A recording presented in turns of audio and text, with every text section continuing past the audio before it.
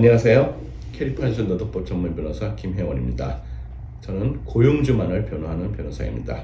그렇기 때문에 고용주분들이 노동법이나 고용법 소송을 당하시면 저한테 연락을 해주시면 감사하겠습니다. 오늘은 지난번에 이어서 부당해고와 차별에 대해서 말씀드리겠습니다.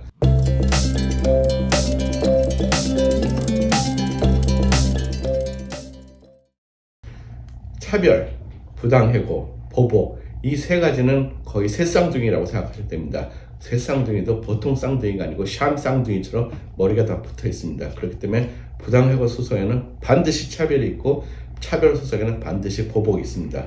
그 보복은 차별을 당했다는 이유로 보복을 당했다는 겁니다. 예를 들어서 지난번에 온갖 차별을 다 말씀드렸는데 가장 중요한 걸 제가 말씀드리지 않은 게 있습니다.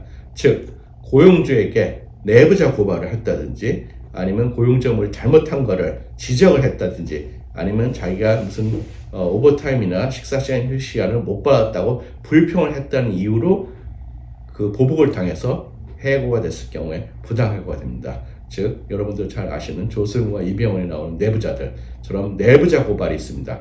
그 내부자 고발은 그전에는 무슨 정부 단체라 정부 기관이라든지 그런 데다 고발을 해야지 내부자 고발이 됐는데 이제는 그럴 필요가 없습니다. 그냥 윗사람이나 고용주에게 얘기만 하면 됩니다. 그게 내부자 고발을 했다는 이유로 보복을 당해가지고 소송을 당하고 만약 해고가 됐으면 부당해고까지 됩니다. 이 3종 세트입니다.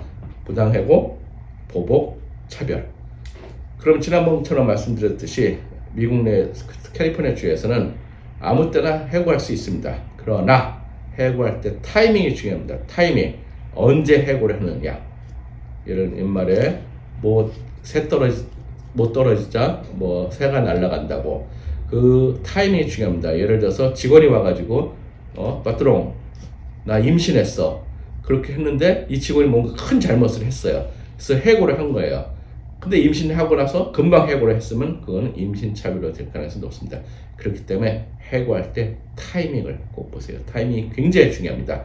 저 직원이 무슨 상태인지, 나이가 많은지, 임신을 했는지, 다쳤는지, 아니면 상해보험 클레임을 했는지, 아니면 노동청에 클레임을 했는지, 아니면 휴가를 갔다 왔다든지, 아니면 부모가 아프다든지, 아니면 가족이 아파가지고 유급병과 휴가를 갔다든지, 그 다음에 해고하는 건 좀 기다리시기를 권해드립니다. 해고를 하지 말고 문서로 경고를 주면서 기다려야 됩니다. 그렇지 않을 경우에는 그 이유로 해고했다지 않다 하더라도 그 이유로 해고했다는 이유로 소송을 다합니다. 그럼 그 소송을 미연에 방지하는 방법은 그 직원들이 잘못한 게 있으면 그 잘못한 걸 이유를 적어서 문서 경고를 주셔야 합니다. 우리 한국 분들은 이 이유를 문서 경고해서 하는 걸 굉장히 무서워합니다. 왜냐하면 그걸 하면은 직원이 화가 날까봐.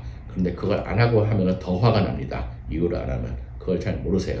그리고 이 문서 경고에는 직원이 받았을 경우에 사인을 할 필요가 없습니다. 그리고 우리 한국 분들은 섬에 목숨 거는 분들이 많습니다. 아니 직원이 사인을 안 했는데 어떻게 해요? 사인을 안 해도 문서 경고는 주실 수 있습니다.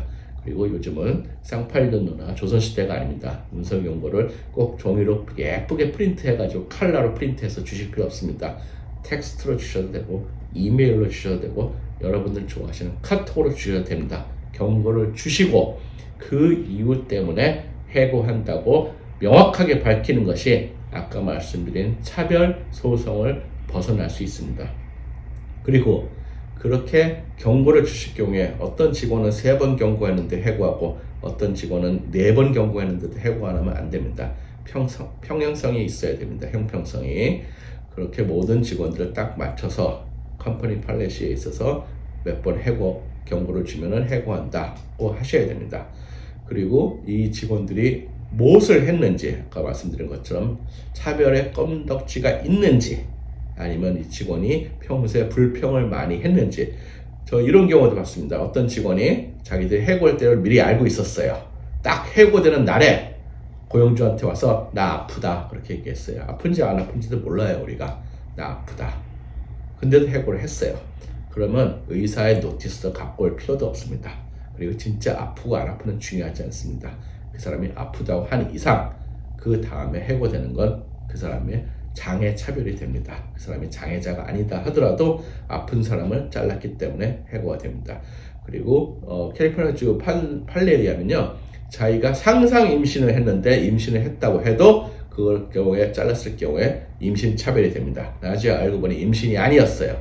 그런데도 상상 임신도 임신 차별이 되니까 임신했다고 일단 했을 경우에는 누가 언제 어디서 누구에게 임신했다는 얘기를 들었는지를 아셔야 됩니다. 많은 분들이 이렇게 얘기합니다. 저는 임신했단 말 못 들었어요. 근데 알고는 있었어요. 그럼 아무 상관없어요. 그리고 그런 게 있으면 누구한테 어떻게 보고를 하라는 보고 체계가 있어야 되는데 보고 체계 없이 엉망으로 개나 소나 임신했다는 말을 다 듣고 정작 고용주는 들은 적이 없어요.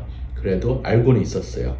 그럴 경우에도 조심하셔야 됩니다. 제가 고용주가 안 들었다고 해서 그게 임신차별이 안 되는 게 아닙니다. 그렇기 때문에 요즘은 부당해고에서 이렇게 아까 말씀드렸듯이 보복, 즉 고용주에게 무슨 불평을 했다는 이유로 보복을 당해서 해고됐다. 보복, 해고, 차별 이런 3종 세트가 꼭 들어갑니다. 보면은 그런 소장에 그런 세 개가 같이 안 들어가면 저는 오히려 이상하다고 생각해요. 거기에다가 또 2개가 들어가는 게 있습니다. 다쳤거나 아니면 아프거나 그랬을 경우에 인터랙티브 프로세스가 있어야 됩니다. 그 사람이 나 아프니까 나 다쳤으니까 어떻게 했으면 좋겠다고 상호작용을 해야 됩니다.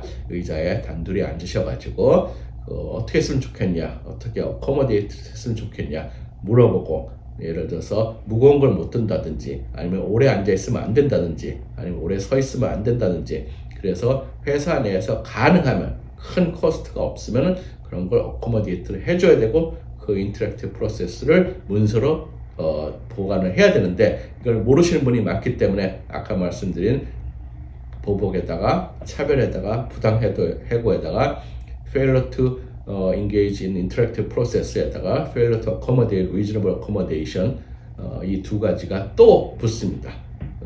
소송에. 그래가지고 이게 눈송이처럼 커집니다. 그렇기 때문에 간단하게 해고하는 게 중요하지 않습니다. 해고에 대한 전화는 제가 문의 전화는 거의 매일같이 받습니다. 해고는 굉장히 힘듭니다.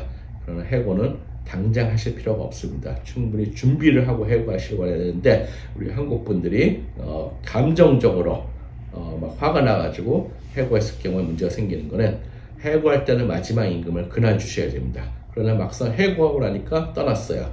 그럼 마지막 임금을 받으러 오라고 하는데 해고된 직장에 와가지고 마지막 임금 받는 사람 아무도 없습니다. 입장을 바꿔놓고 생각하시면. 그렇기 때문에 그럴 경우는 페이 피리드, 페이데이가 아니다 하더라도 미리 체크를 준비해 놓으시고 그 다음에 해고하기를 권해야 됩니다. 해고를 하실 때 준비된 해고를 하셔야지 그렇게 안 되면 나중에 새 쌍둥이 소송을 당할 수가 있으니까 조심하셔야 됩니다. 오늘은 부당해고와 차별에 대해서 말씀드렸습니다. 감사합니다.